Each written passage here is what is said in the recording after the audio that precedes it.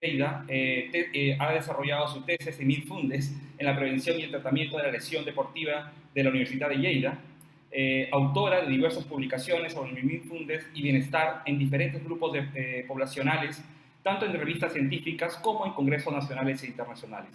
Es un placer dar inicio con esta gran experta y, por supuesto, dejar con ustedes a Silvia Solé. Adelante, profesora Solé. Bueno, muchísimas gracias, Isaac. ¿Se me oye bien? Sí, perfecto, perfecto. Sí, muy bien. Pues un gran placer estar aquí con vosotros. Y bueno, encantada además de empezar con una cosa tan fascinante como mindfulness, ¿no? Es además una cosa que está muy, muy de moda, todo el mundo habla de mindfulness y bueno, un poquito la idea de esta primera hora es averiguar un poquito más sobre mindfulness, qué es esto que nos llega por todas partes, ¿no? Entonces, Isaac, si me comentas, por favor, cómo puedo ir pasando las diapositivas. Yo le voy ayudando en ese sentido, no hay problema. Sí, perfecto, las estarás pasando tú, ¿eh? Sí. Estupendo. Sí. Bueno, pues creo que ya en Perú son las 9 de la mañana, ¿verdad? Sí, yo creo que ya estaríamos iniciando, porque estamos, pero bueno, también... 9 y 10, más o menos. Sí, perfecto, perfecto. Sí. Muy bien, bueno, pues así para irnos un poco despertando, me gustaría pedir un poco de feedback a los alumnos y me gustaría que alguien, algún valiente, me explicara qué idea tienen de mindfulness, qué concepto creen que estamos hablando cuando hablamos de mindfulness y que nos vayamos un poco despertando. A ver quién se atreve. Si gustan, podrían colocar cámara o podrían ya estar en contacto, no sé, Aldo o Ricardo o Juan Pablo para poder... Venga, un poquito para romper el hielo, va. Sí. ¿Cómo definiríamos mindfulness?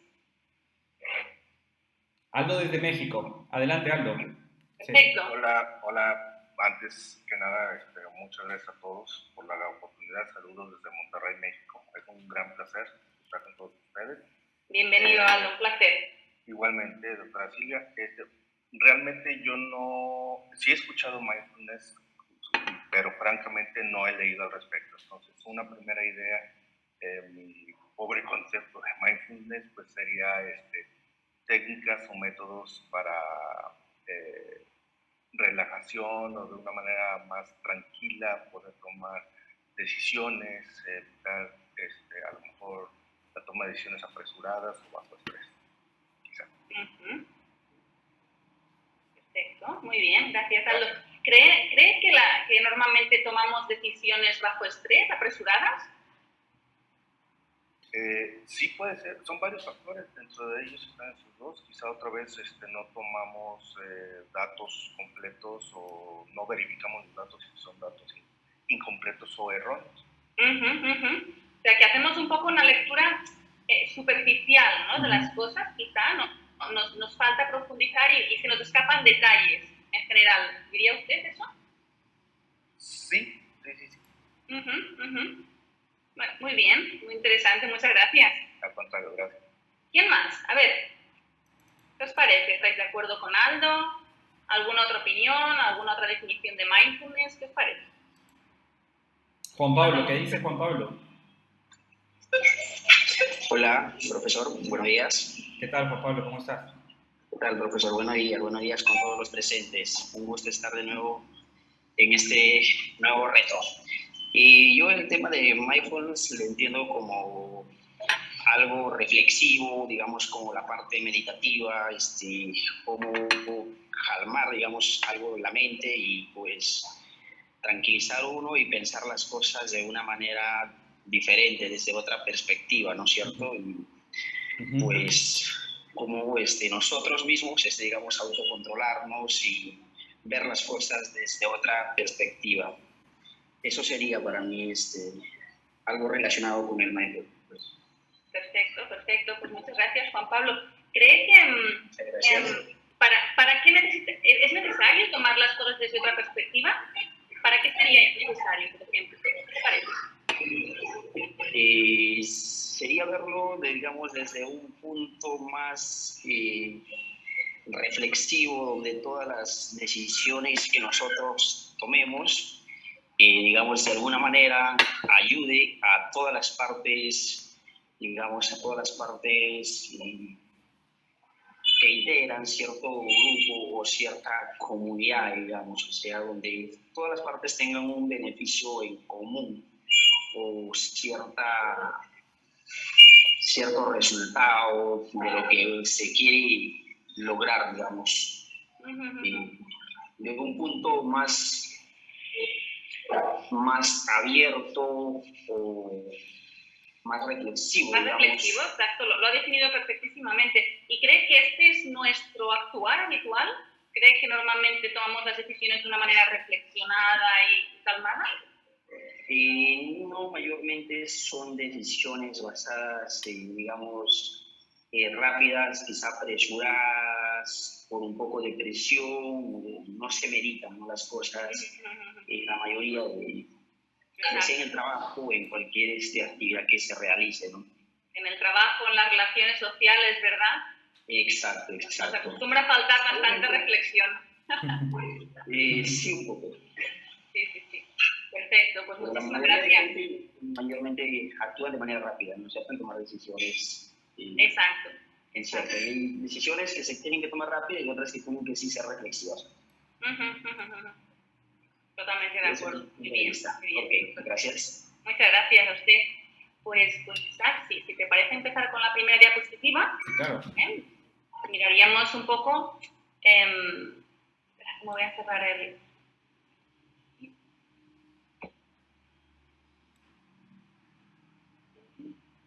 ¿Tendríamos la primera diapositiva? Sí, estamos proyectándola. ¿Está? Sí, perfecto. Bueno. Mientras tanto. Mindfulness es mientras se va conectando la diapositiva, mindfulness parece que sea una cosa muy novedosa. De hecho nos ha venido a Occidente hace muy poquito, unos 30, 40 años, pero es un concepto que viene del budismo, es un concepto que es muy, muy antiguo, de hecho es un concepto milenario, es un concepto que viene del budismo. De hecho ya en la palabra, en el idioma sánscrito ya existe un término, viene de la palabra sati, y luego pues el doctor John Kabat-Zinn, que es un biólogo de la Universidad de Massachusetts, lo trasladó a Occidente. ¿Verdad? Entonces, sí. Me dicen que no está proyectada la diapositiva, ¿verdad? Aún. Yo no la veo. ¿Ahora está? Perfecto. Ahora sí. Estupendo, muy bien. Pero tendríamos que ir a la superior. La de antes, pero... Ahí, perfecto. A la de qué es mindfulness, a la anterior, donde nos las definiciones. Exacto, perfecto, muchas gracias. Bueno, pues aquí les he puesto unas poquitas definiciones. La que más se acostumbra a utilizar es la de John Kabat-Zinn como creador del concepto. Entonces, es la conciencia que surge de prestar atención de forma intencional, o sea, presto atención y con intención de prestar esta atención a la experiencia tal y como es, o sea, a las cosas tal como van viniendo.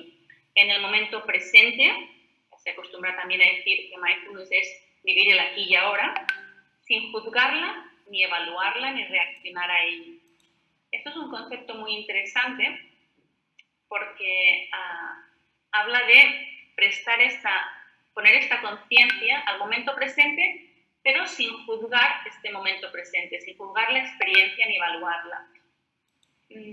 Si os fijáis, cualquier experiencia, cualquier persona que va viniendo a nuestras vidas, enseguida la etiquetamos. Enseguida la etiquetamos como buena o mala, nos gusta o no nos gusta, la quiero o no la quiero. Sí. ¿No? Entonces, esto es lo que se refiere John Kabat-Zinn con juzgar una experiencia, evaluarla. Entonces, ¿qué os parece? ¿Qué pasa cuando juzgamos una experiencia a una persona? ¿Qué nos provoca esto?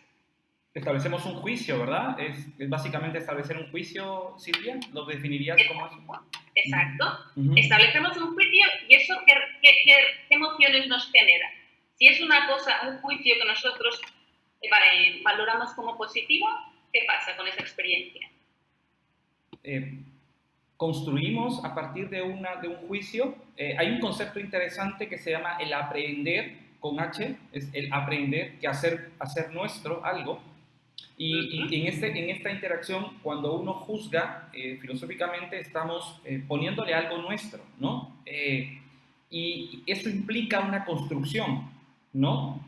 Siempre me ha quedado un poco la duda sobre eso. John Kabat-Zinn lo enfoca de otra manera. Él lo que dice es que nosotros cuando juzgamos, por ejemplo, una experiencia, helado de fresas, si me gusta, estaré loco por comer helado de fresa. Si no me gusta, evitaré el helado de fresa al máximo.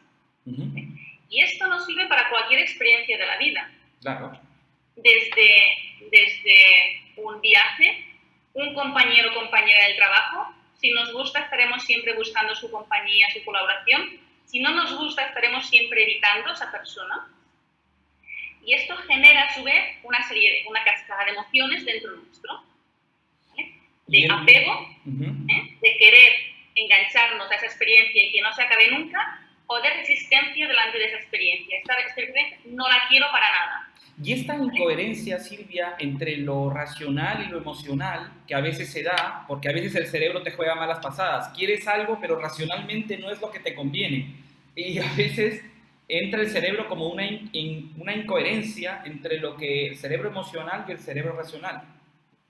Sí, porque, exacto. Y además ahí entra el conflicto entre el consciente y el inconsciente. De acuerdo. Por eso siempre Kabat-Zinn habla de poner conciencia, darse cuenta, poner conciencia. ¿Vale? Esto, en un ejemplo extremo, sería, por ejemplo, la muerte de alguien, la muerte de algún familiar. De acuerdo. Si yo lo acepto como una cosa normal de la vida, que nos pasa a todo el mundo, que algún día nos pasará a todos, evidentemente tendré una pena grandísima, pero hago un duelo saludable. De acuerdo. Si yo lo rechazo y pongo una resistencia, se dice que cuando la resistencia genera sufrimiento. Y entonces eso puede acabar por convertirse en un duelo patológico, que no acabe de superar nunca. Entonces, esa es un poco la diferencia entre, o ejemplos de juzgar experiencias, ¿no? Entonces, él lo que te propone es, la experiencia es la que es, no la etiquetes, no digas si es buena, si es mala, si la quieres, si no la quieres, la experiencia es. Entonces, si vamos a la siguiente definición, no, la anterior todavía. Exacto. Esa soy yo, para abajo, la primera diapositiva. Pues no estaba ¿es desde aquí? Esa, exacto.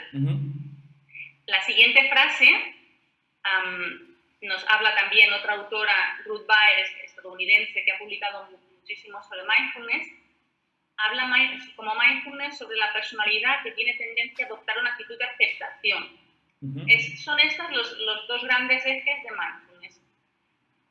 Atención en el presente, aquí y ahora, y aceptación. Aceptación plena. ¿Vale? La experiencia es porque si no, si me gusta, la quiero. Si no me gusta, la rechazo. Entonces, estoy aquí oscilando siempre entre un extremo y el otro cuando voy juzgando las experiencias, ¿no? Y eso me genera a su vez una ansiedad de apego hacia lo que yo quiero y una ansiedad de rechazo hacia lo que no quiero. De acuerdo. ¿Sí? Son conceptos que bueno, se escapan a lo mejor un poquito a lo que estamos más acostumbrados, pero es la base del trabajo de mindfulness, ¿eh? Tomar conciencia, la experiencia en el presente, aquí y ahora, y de forma neutral, sin juzgarla, ni evaluarla, ni reaccionar, desde la aceptación. Luego tenemos otro gran investigador, también aquí en España, Javier García Campayo, que habla de mindfulness como el hábito de domar la mente. Un poquito un concepto que también ha salido antes, de calmar la mente, un poquito bajar revoluciones, entonces un poquito domar la mente. Qué reto de domar la mente, ¿no? Un poco también muy parecido al concepto del enfoque del libro Pasión por Innovar que escribió Ferraz. Ferraz menciona sobre la tranquilidad o la necesidad de estar tranquilo para poder innovar. Yo no estoy tan seguro si a veces sea necesario o sea posible estar tranquilo. Silvia, ¿tú crees que podemos llegar a domar la mente realmente? ¿Será posible? Sí. Pero es un entreno. O sea, en eso hay dos noticias, una buena y una mala, ¿no? La buena es que es posible, la mala es que se necesita disciplina y entreno. De acuerdo. Y somos bastante indisciplinados. Sí, de hecho, claro que sí. Entonces, eso, se ha hecho, la evidencia científica que nos dice, la evidencia científica nos dice que en un programa de 8 semanas hay cambios físicos a nivel de circuitos neuronales. Y luego es como todo, como cuádriceps, como cualquier otro músculo. Si sigues entrenando, esos circuitos neuronales, las nuevas conexiones, se mantienen. Si dejas de entrenarlo, vuelves a los viejos hábitos del cerebro. Entonces, eso está muy demostrado, porque la verdad es que ahora, gracias a la neurociencia, se está pudiendo pues, estudiar el cerebro de los grandes meditadores, los monjes que están ahí en los monasterios meditando tantas horas al día, y se sabe lo que pasa en el cerebro de los meditadores. Y se sabe lo que pasa en el cerebro de la persona que no ha meditado nunca y empieza a meditar. Y se ha visto que hay cambios, pero si se dejan de practicar esta meditación y estas prácticas, bueno, pues el cerebro vuelve a sus antiguos hábitos, como nos pasa si dejamos de hacer deporte. De acuerdo. Bueno, el cuerpo vuelve a sus antiguos hábitos y sus antiguas formas. Cierto. Eso es tal cual. El tema entonces, ¿tú creerías que ser selectivo sea la fuente o sea en realidad ser selectivo con los pensamientos que van entrando al cerebro? ¿O se podrá llegar a ser selectivo de alguna manera? Con los pensamientos que van llegando al cerebro. Sí, o digamos cómo lo tomamos, porque los pensamientos van a llegar sí o sí, pero las emociones quizás que se desprenden de los pensamientos pueden ser emociones positivas o negativas, ¿no? A raíz justamente de un hecho en sí, ¿no? Que a veces no es fortuito, a veces puede ser el fracaso o cometiste un error, pero ese error puede ser visto como un aprendizaje, como decía Freestone, o puede ser visto como simplemente me trae abajo, ya no salgo de ese hoyo, ¿no? Sí. Todos tenemos unos condicionantes de vida, llevamos nuestras mochilitas, nuestras experiencias, las cosas que nos han marcado, y eso nos condiciona nuestra mirada de la realidad. ¿Verdad? Entonces, por eso en Mindfulness se trabaja lo que se llama la desidentificación respecto a los pensamientos. De acuerdo. Al final los pensamientos solo son pensamientos. Yo puedo pensar lo que quiera, pero de ahí a llevarlo a cabo es otro paso. De acuerdo. Entonces, si estoy consciente de que simplemente es un pensamiento y soy capaz de desidentificarlo y tomar perspectiva, ¿no? Que es otra frase que ha salido también antes, entonces será muy diferente la relación con mi mente. Y eso es todo un trabajo que propone Mindfulness, que es una cosa que los budistas llevan siglos haciendo y que ahora estamos descubriendo en Occidente. Y lo más fascinante es que estamos poniendo electrodos y estamos entendiendo qué pasa en el cerebro, ¿no? Es muy interesante, sí. Y Mindfulness es un entreno que te enseña a lo que comentabas, Isaac, ¿no? A identificar esos pensamientos, a identificar las emociones que generan esos pensamientos y a partir de ahí actuar en consecuencia. Hablaremos de todo esto hoy. Perfecto. ¿Vale? Pues si quiere pasar diapositiva ya. Sí. Perfecto. Entonces, como decíamos, esta técnica, este concepto mindfulness, viene del mundo budista. Aquí tenéis al Dalai Lama con este señor de las gafitas de Jon Kabat-Zinn, el creador del concepto mindfulness, y arriba le veis también el monje que está en medio, es Mathieu Ricard, que es considerado el hombre más feliz del mundo, porque se le ha medido el cerebro con electrodos y su capacidad de generar actividad del córtex frontal izquierdo es una pasada. Y se le considera el hombre más feliz del mundo. Y el hombre con las gafitas, el pelo rizadito, es David, es un investigador de la Universidad de Wisconsin, que es el primer investigador que puso electrodos para estudiar qué pasaba en el cerebro de los meditadores, y está Jon Kabat-Zinn con el Dalai Lama. Entonces, esto es una fundación que se llama Instituto Mente y Vida, Mind and Life Institute.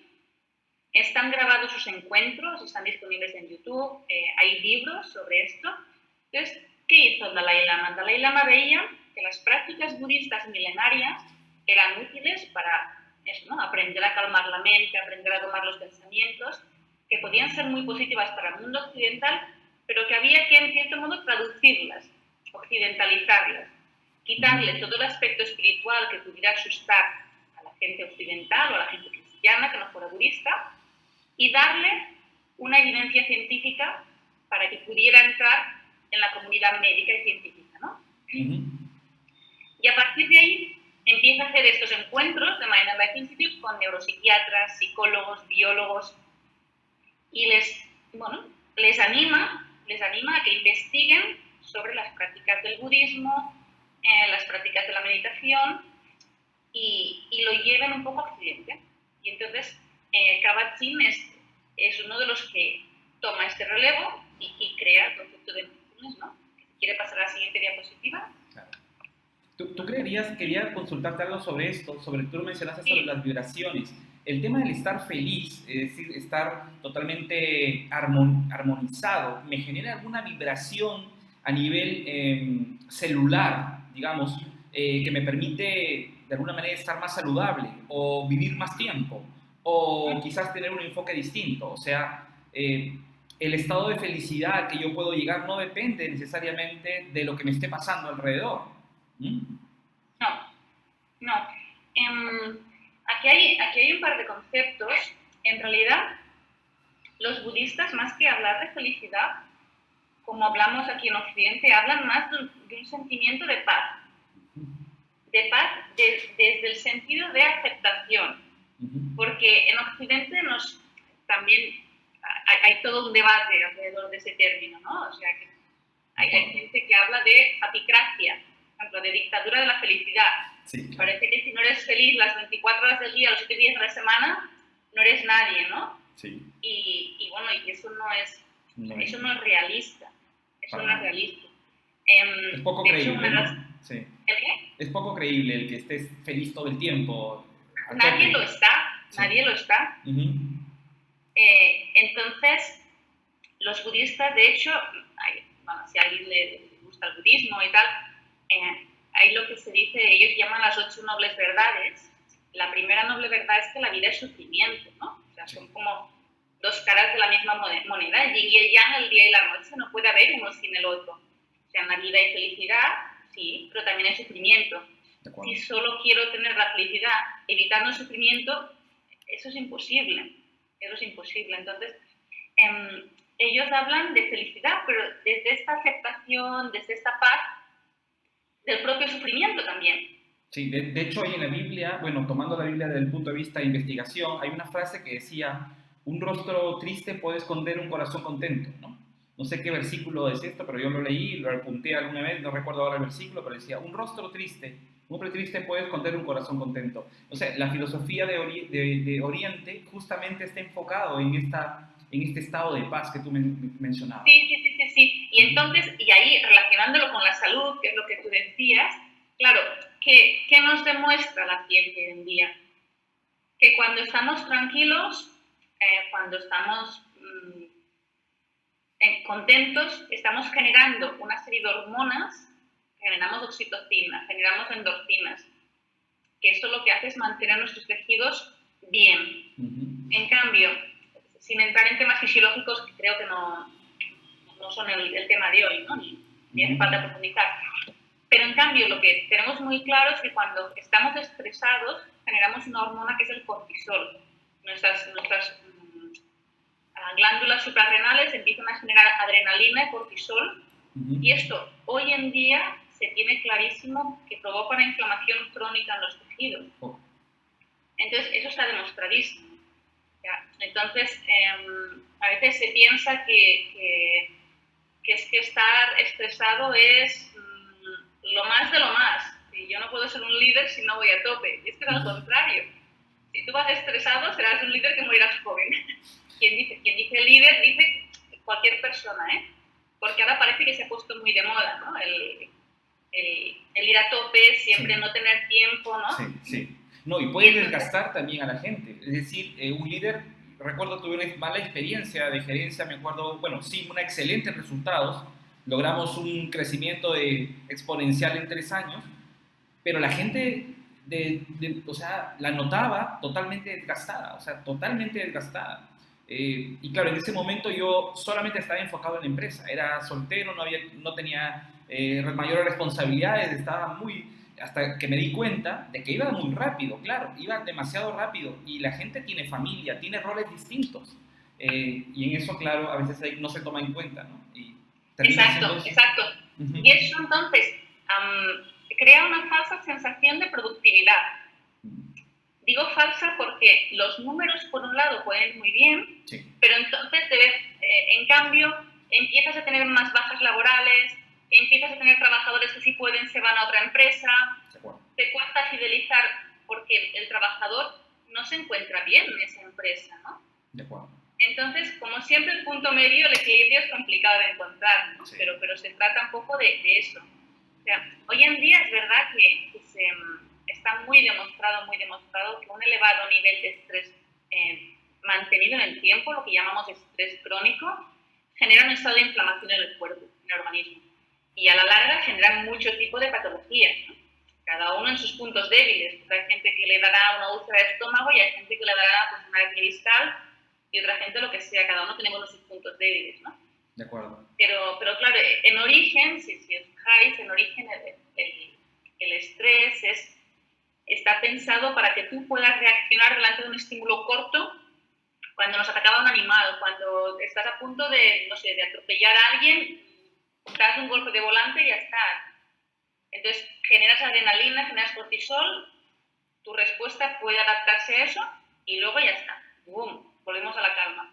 Lo que el cuerpo no está acostumbrado, ni cuerpo ni mente, es a estar en un nivel de estrés elevado durante tiempo, años y años. Entonces llega un momento que el sistema se cortocircuita, no puede más.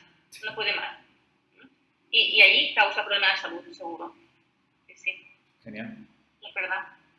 Bueno, y sería interesante también conocer algunas experiencias de estrés o de algún tipo de gestión que hayan podido tener Aldo, Gonzalo o Ricardo, que está también relacionado al tema asociativo. No sé si Rodrigo también nos acompaña desde Bolivia, Edgar desde Perú, Fidelia desde parte productiva, Juan Pablo también está en el sector cooperativo.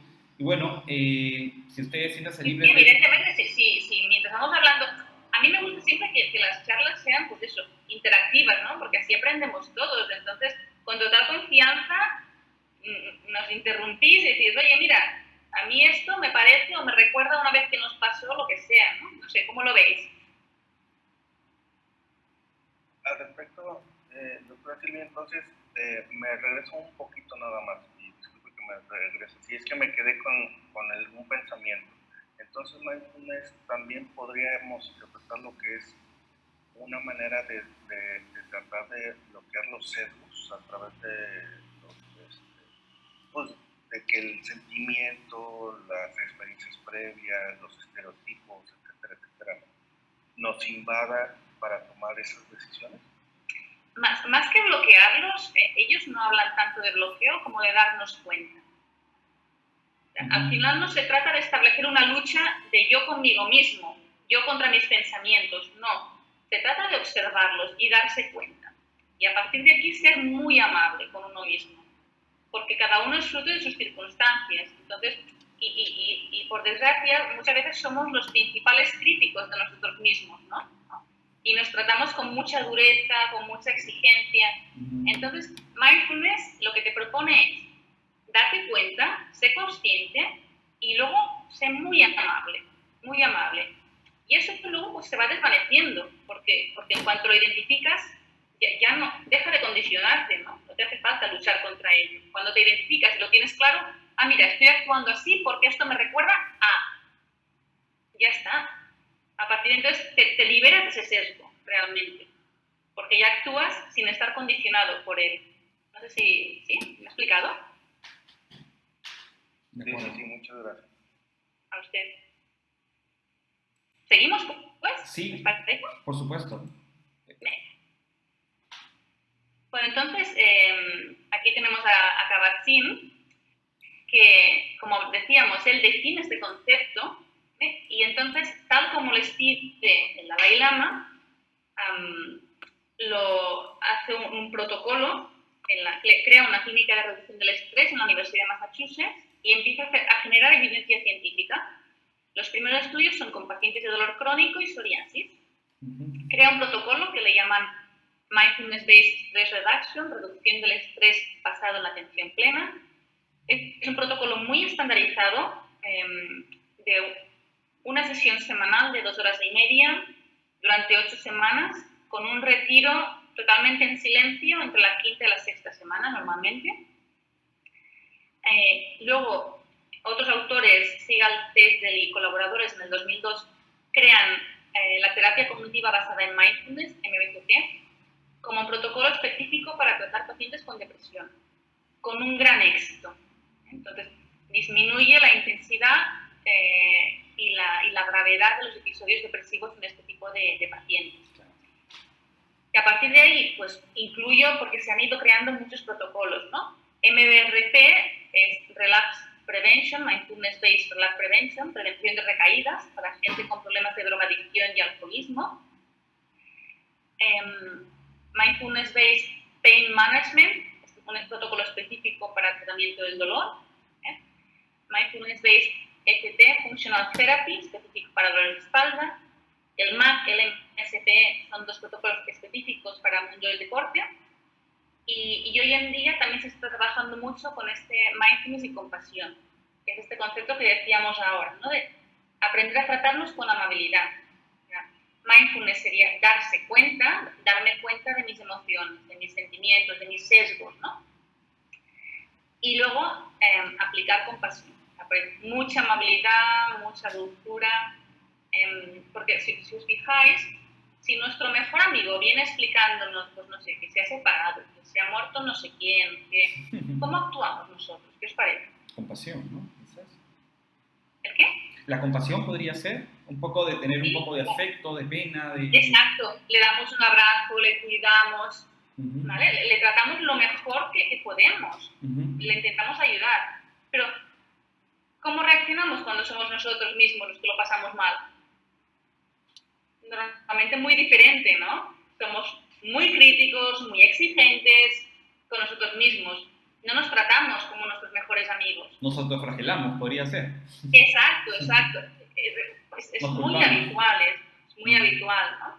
Entonces, pues el trabajo de compasión se trata un poquito de aprender a tratarte a ti mismo como tratarías a tu mejor amigo, ¿no? Y resumiendo, muy resumido, ¿eh?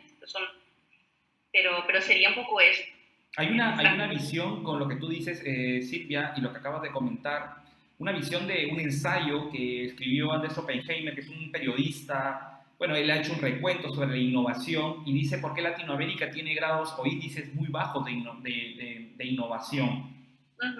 Y dice por qué acá no hay un Steve Jobs, por qué no ha habido, digamos, un enfoque de creación cuando en Perú, en México, en Bolivia, en Argentina, pues hay gente muy creativa, pero ahí, bueno, él llega a una conclusión interesante que no me la termino de creer, pero es una relación con el error, es decir, una aversión al error pues gigantesca que termina autoflagelándonos y el miedo justamente a equivocarnos y pues a optar por ser muy conservador, irse al otro lado.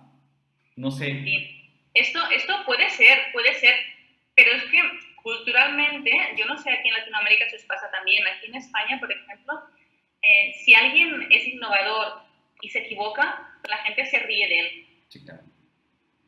En Estados Unidos se considera que es un ganador, porque es una persona que se ha atrevido. Entonces, si no le sale bien a la primera, le saldrá bien a la tercera. Pero se valoran los fracasos, que ellos no los llaman fracasos, son intentos al final, ¿no? De acuerdo.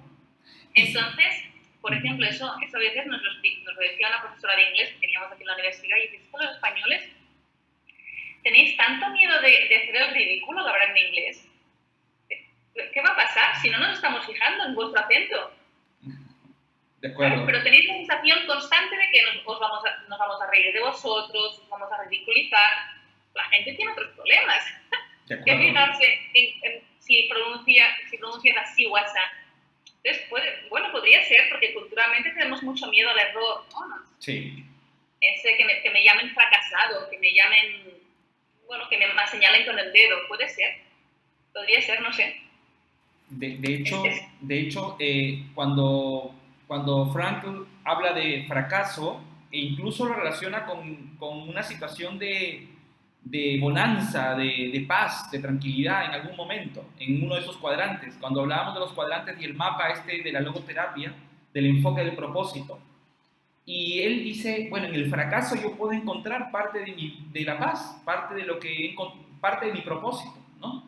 Sino cuánta gente que ha fracasado o ha tenido una situación muy cerca al límite, como Mandela, por ejemplo, cuando estuvo encarcelado, ¿no? Y a partir de ahí se reconstituyó, ¿no? O sea, ya en el mismo fracaso, tú puedes encontrar tu propósito. Mindfulness forma parte de lo que los psicólogos llaman las terapias de tercera generación. Las terapias de tercera generación son, pues, por ejemplo, la terapia de aceptación y compromiso. Todos vienen desde la visión de Viktor Frankl, que escribió Un hombre en busca de su destino. Viktor Frankl era un psiquiatra judío que estuvo internado en los campos nazis. Entonces, claro, él descubrió allí que había como dos maneras de afrontar esa realidad, ¿no? La realidad era la misma para todo el mundo, pero a partir de allí había gente, prisioneros, que desde el primer momento decían, bueno, esto es así, intento sobrevivir porque algún día se acabará, y otra gente que se resistía porque a mí esto no puede ser, y esa gente al final acababa desesperándose, sí, y muchas veces lanzándose a las vallas electrificadas. Ya había muerto en vida, ¿no? Exacto. Entonces, él, dentro de una experiencia tan horrible y tan traumática como esta, evidentemente, ya empieza a intuir que todo depende, como suele decir, del cristal, o sea, del color del cristal con que se mira todo, ¿no? Y sí, que la forma que tenía la gente de afrontar la misma realidad, porque la realidad final era la misma para todos, influía en que unos llegaron vivos al final y otros no. Y él decía... Y a partir de ahí, sí, nace esta idea de las terapias de tercera generación, de decir, oye, no luchemos contra, no nos resistemos, primero aceptemos lo que hay y a partir de allí vemos qué decidimos, porque aceptación no quiere decir resignación. Aceptación quiere decir tener una mirada lo más neutral posible de la realidad, siendo consciente de mis emociones, de mis sesgos, de mis miedos, de mis proyecciones, de todo esto. O sea, tú dirías, Silvia, que es no preguntar por qué me está pasando esto, por qué me han matado a la mamá, o por qué me han matado a la esposa y a la hija, por qué él perdió su esposa y su hija. O sea, a partir de ahí, ¿qué te puede pasar cuando estás solo, te quedas solo en el campo de concentración? Dices, ¿por qué me está pasando esto? Sino, ¿para qué me está pasando esto? No o por qué, ¿no? O no preguntárselo, porque hay preguntas que simplemente no tienen respuesta. ¿Por qué a alguien se le muere un hijo? Es que no puede haber una respuesta a esa pregunta. De acuerdo. No, es imposible. Hay situaciones tan dolorosas en la vida. Explican una anécdota muy bonita sobre Gautama, sobre el Buda, que una mujer que había sufrido la pérdida de un hijo y estaba muy triste, muy dolorida, estaba sufriendo mucho, fue al maestro, fue a Buda, y le preguntó qué podía hacer para librarse de ese dolor, ¿no? Entonces él le dijo, mira, tú pregunta por todas las casas del pueblo, ¿no? Cuando encuentres una casa en los que no se les haya muerto nadie, vienes y te explicaré cómo librarte del sufrimiento. Claro. Entonces la mujer ahí comprendió, ¿no? Comprendió que forma parte de la vida, el sufrimiento. Entonces, y que la resistencia genera todavía más sufrimiento. Y la aceptación lleva a generar paz. Y hay un concepto muy bonito en Mindfulness y Compasión que se llama la humanidad compartida, que se trata de que al final a todos nos afecta lo mismo, todos nos entristece lo mismo, todos sufrimos por lo mismo y que nunca estamos solos en nuestro dolor, porque lo que hoy me parece que es el mayor problema del mundo, que nadie sufrirá como yo estoy sufriendo ahora, en realidad lo sufrió aquel hace 10 años y lo sufrirá aquella de aquí 1.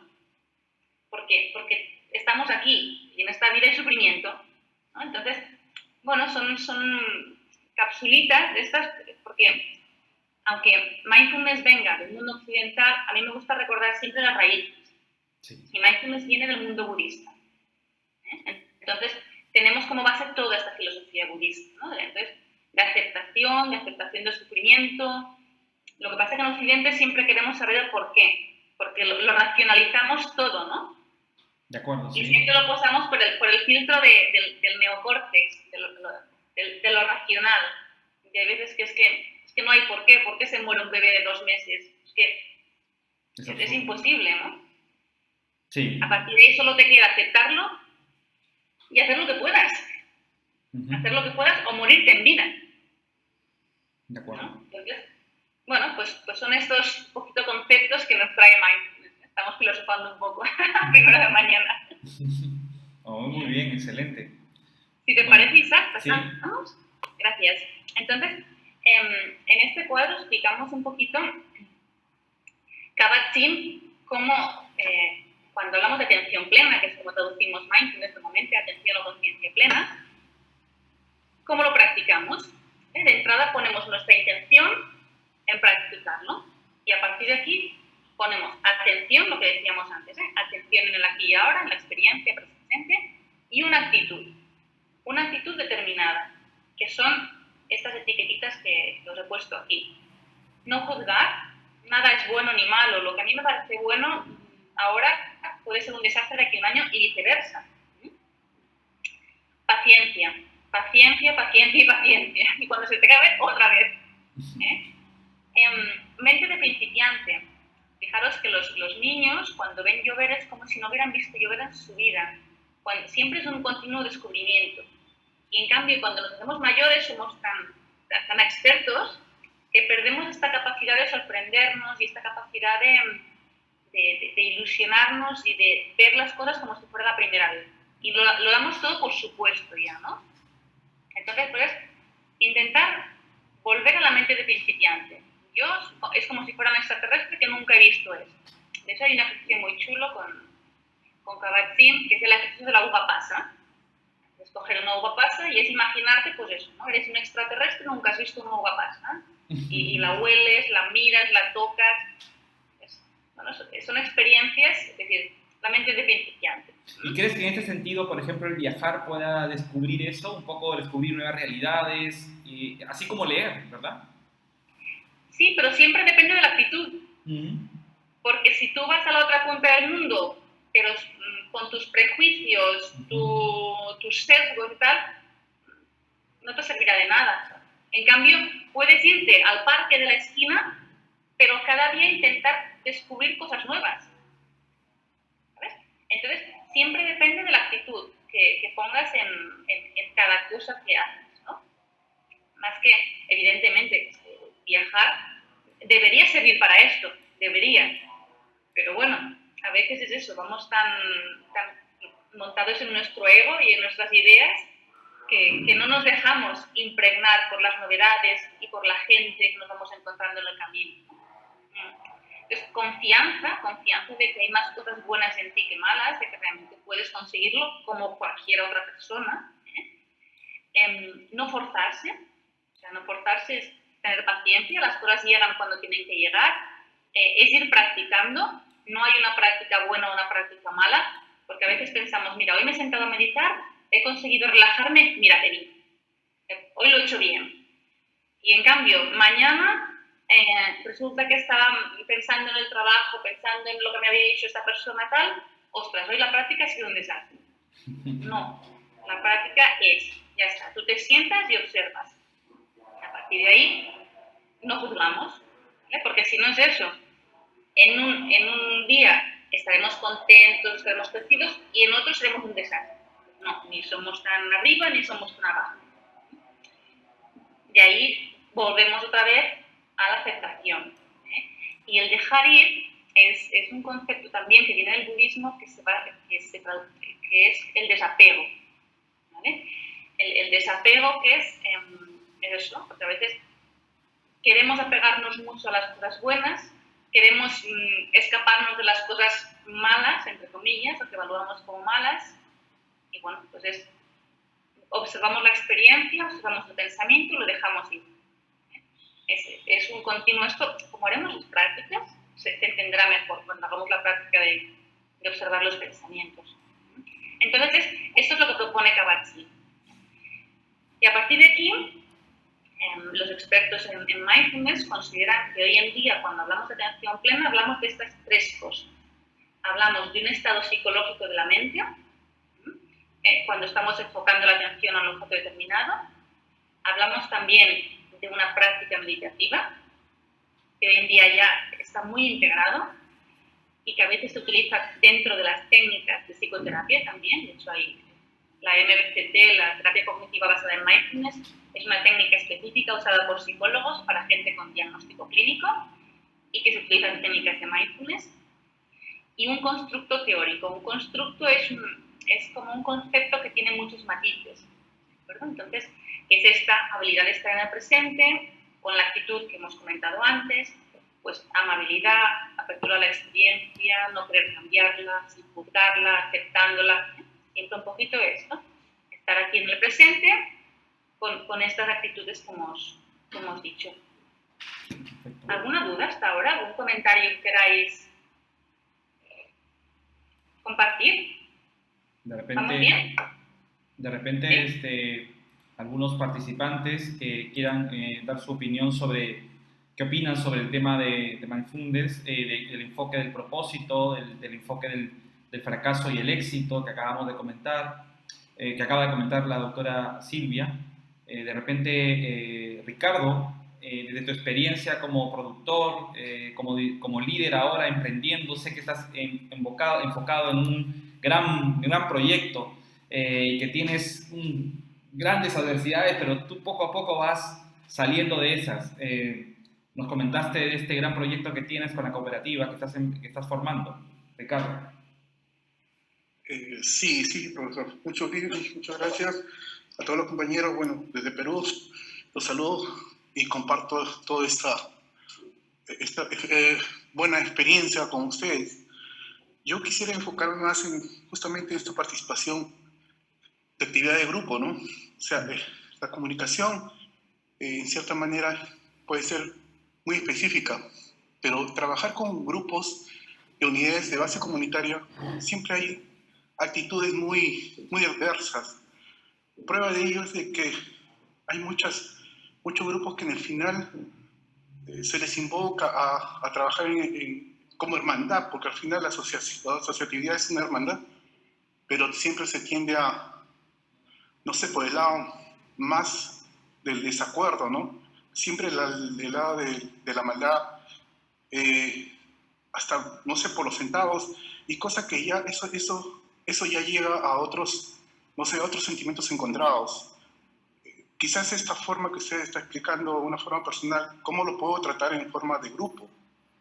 Esa es mi duda, mi necesito algo que enfoque, algo así, una realidad, ¿no? Gracias. Muchas gracias. Al final un grupo no deja de ser un conjunto de individuos, ¿no? Entonces, cuanto más equilibrados, cuanto más tranquilos, cuanto más conscientes estén los individuos del grupo, más equilibrado en su conjunto será el grupo. Entonces, las experiencias que hay hasta ahora en grandes corporaciones, empresas como Google, empresas como General Motors, utilizan programas de mindfulness con sus plantillas. Normalmente, tal como lo hacen ellos, es implementando prácticas, pausas meditativas en los trabajos y acompañando también de protocolos. Llevar un protocolo de estos de 8 semanas, implementarlo de alguna manera. Claro, cada organización tiene que encontrar la suya, ¿no? Pero al final se trata, pues eso, de empezar a que la gente incorpore estas cosas en su día a día. Y cuando incorporan esta conciencia y esta manera de tomar perspectiva de los pensamientos, de las emociones, tanto las propias como las ajenas, si un día a lo mejor mi compañero está serio, igual se ha enfadado con su novio, igual no está enfadado conmigo, pero si mi compañera viene seria, yo además he llegado tarde y me he puesto nerviosa, empiezo a imaginarme cosas que no son, ella se empieza a creer que yo me he enfadado con ella, ¿no? Esto genera un lío emocional basado simplemente en percepciones que al final puede que sean erróneas, ¿no? En cambio, si yo soy consciente de que, ostras, vengo nerviosa, llegaba tarde, me he encontrado un atasco de coches, oye, me retiro 10 minutos, respiro un poquito y cuando esté calmada, entro. Si soy consciente para hacer esto, si mi compañera también es consciente de hacer esto, cuando nos encontraremos de una manera más armónica. No sé si respondo a su pregunta. Ricardo. Sí, en cierta manera sí, ese trabajo, como ese, con pausas, con promoción y una forma de trabajar en equipo, bueno, claro que es un trabajo al menos complicado, pero creo que sí se puede compartir estas experiencias. Sí. Es muy complicado, pero bueno, personalmente creo que es una buena inversión. De hecho, las organizaciones están empezando a invertir mucho en el bienestar emocional de los trabajadores, ¿no? Porque si no, una persona que no está bien, que está siempre agobiada, que está siempre malhumorada, no solamente será menos productiva en la faena, sino que es que además enfermará más. Entonces... Sí, claro, yo también me enfocaba en algo más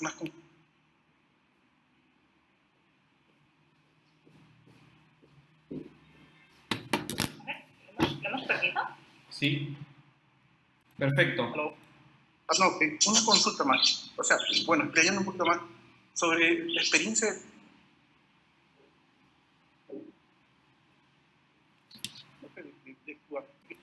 de su predisposibilidad a poder trabajar en grupo. Y esto me pasó justamente con grupos de pescadores, donde ellos prácticamente al exponerse a una actividad económica mucho más rápido de faenas diarias y consumir su actividad diaria, sacarles un poco de sus actividades para que proporcionen un trabajo de grupo o de trabajo comunal era bien tedioso y bien deprimente, ¿no? Porque en realidad el día a día les proporcionaba vivir estas formas de trabajo, pero no apoyar en grupo. Ese era el tema por el cual yo estaba enfocándome en la pregunta, ¿no? Gracias. ¿Encontró receptividad cuando le llegó a proponer algo así? Sí, al final encontré en el sentido de que me proporcionara, como dice usted en las pausas, entre pausas, encontré esa voluntad, porque al final no era dinero, no era forzación, sino era voluntad. Y encontré esa voluntad en el sentido de que me dieran la oportunidad de por lo menos un día a la semana, mediodía, participar en grupo. Y llegué a orientar esa parte de que se trabajara en grupo por el bien común. Exacto. Y eso fue una experiencia muy maravillosa, ¿no? Sí. Esto los equipos de deporte lo tienen clarísimo. Que si no funcionan bien como equipo, no hay resultados. En otros equipos también tienen que ver el beneficio, ¿vale? Porque si no, llegamos nosotros y bueno, a ver, ¿qué cosa rara me está explicando? ¿Sabes? Entonces, y más, perdón porque estoy en minoría, pero más en hombres. ¿Por qué? Porque normalmente, por cultura, las mujeres estamos más acostumbradas a hablar de estas cosas. Pero los grupos de hombres menos. Entonces, y eso les conlleva mayores problemas de salud. Porque a la larga, muchas veces, si no explicamos ciertas emociones, si no sacamos ciertas tensiones, eso se queda dentro y acabamos pagándolo. Entonces, primero, tienen que ver los beneficios. Bueno, aquí, esto, ¿por qué me va a ir bien? a ver, este rollo que me está explicando, al final, ¿por qué? Pues mira, porque habrá un mejor clima de trabajo, porque nos enfadaremos menos, porque nos ayudará a trabajar mejor y a ganar más dinero. O sea, es marcar un plan de objetivos, ¿no? Ahí cada empresa es todo un mundo y hay que mirar también cómo adaptarlo a cada contexto. A partir de ahí tiene que haber un compromiso del grupo. Oye, grupo, ¿estamos dispuestos a trabajar juntos? ¿Sí o no? Juan Pablo ha levantado la mano, también quiere intervenir. A ver, me dice Perfecto. Silvia. Juan Pablo, adelante. Pero tiene que haber un poquito eso. Tenemos que tener claro por qué vamos a hacer este esfuerzo, porque al final lo que nos cuesta más a todos es cambiar los hábitos, cambiar la forma de hacer las cosas como lo hacemos siempre. Entonces tenemos que ver claro el beneficio, si no, no lo vamos a hacer. Es como cuando el médico nos dice, oiga, usted tiene que caminar más y perder peso. Bueno, sí, pero ¿por qué? Nos lo tiene que vender bien, porque si no, no lo hacemos. Porque es mejor estar en nuestro sofá comiendo nuestras cosas que más nos gustan. Eso de la lechuga es muy aburrido, ¿no? Entonces, pues yo lo enfocaría hacia acá, tener claros los objetivos y que haya una implicación y un compromiso de todo el mundo. Y poner unas cosas a evaluar que sean objetivas. Y, oye, de aquí 6 meses nos volvemos a encontrar y vemos cómo ha ido esto y esto. Y entre todos vamos a ver cómo esto nos está funcionando. No sé dónde, a ver. Decías, Pablo. Sí, adelante, Juan Pablo. Tenía una consulta, Juan Pablo, que había levantado la mano. Sí. Sí, profesor, también quería aportar ahí un poco. Y claro, en esta parte del mindfulness sí te ayuda bastante a trabajar en equipos. También creo que sería cómo definir uno su propósito, ¿no? A veces cuando se siente que no sabe hacia dónde va y pues quizá en tu día a día trabajas y todo eso, ¿no? Pero no tienes, digamos, como equipo, como persona, mayormente a veces no tenemos definido hacia dónde vamos o qué queremos lograr. Y entonces a través del mindfulness es como una parte reflexiva, ¿no? De mirar hacia adentro desde el ser de uno mismo y pues ver desde esa perspectiva qué es lo que queremos lograr, mejor dicho, y definir nuestro propósito de vida, pues. Y si estamos trabajando con un equipo, definir un propósito en común y trabajar enfocados en ello, y eso pues sí o sí te mejora los resultados dentro del grupo o equipo de trabajo, porque tienes clara la visión hacia dónde estás enfocando, a dónde quieres ir con tu equipo de trabajo. Y sí, profesora, muy bueno, interesante el tema y continuamos. Sí, muchísimas gracias por su aportación y añado una cosita con su permiso, a ver qué le parece. Muchas veces no tenemos claro propósito porque tenemos mucho desorden aquí dentro. Entonces, ¿qué tenemos que hacer? Abrir armarios y empezar a colocar cosas y que pase el aire. Abrir el armario de nuestra mente. Porque muchas veces estamos ofuscados con pensamientos, con sesgos, con condicionantes, con miedos, con expectativas. ¿Vale? Y esto es un poco lo que nos bloquea todo. Negociamos nosotros mismos, ¿no? Un mogollón, ¿no? Existe esa parte. Sí. Mogollón aquí dentro. Mogollón aquí no tanto se utiliza en Latinoamérica. Entiendo que es como mucho problema o en España. Exacto. Como un lío de cosas aquí dentro. Sí. Entonces, pues bueno, muchas veces mindfulness también se compara con una botella llena de agua turbia, ¿no? Sí, si tienes una botella de agua con arena, la agitas, vemos que el agua se enturbia. Si la dejas reposar otra vez, la arena se posa en el fondo y queda el agua transparente otra vez, ¿no? Entonces, esa sería la idea. O sea, si nos fijamos en el mar, que es otra metáfora que utilizan mucho, en la peor de las tormentas, con oleajes de metros, tal, el fondo del mar siempre está tranquilo. Pues es buscar esa calma, es ir entrenando nuestra mente para que esté apaciguada.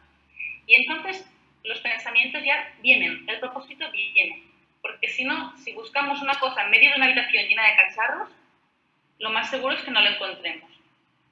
No sé si está de acuerdo con esto, de que muchas veces el propósito no lo encontramos porque tenemos mucho lío mental aquí dentro.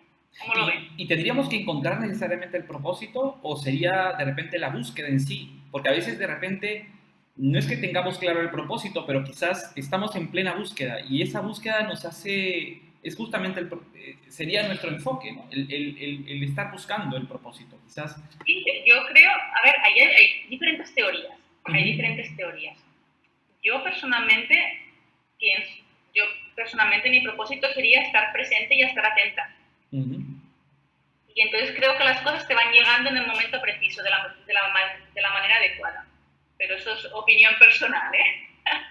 Interesante eso de que todo llega en el momento adecuado, porque de hecho, bueno, otra vez citando la Biblia, hay un Eclesiastés, dice, no todo tiene su hora y todo tiene su momento, ¿no? O sea, es interesante esa frase del Eclesiastés porque es como que cuadra perfecto con lo que dices, ¿no? O sea... Sí, o bueno, de que en el budismo también se dice que todo maestro llega cuando el alumno está preparado, ¿no?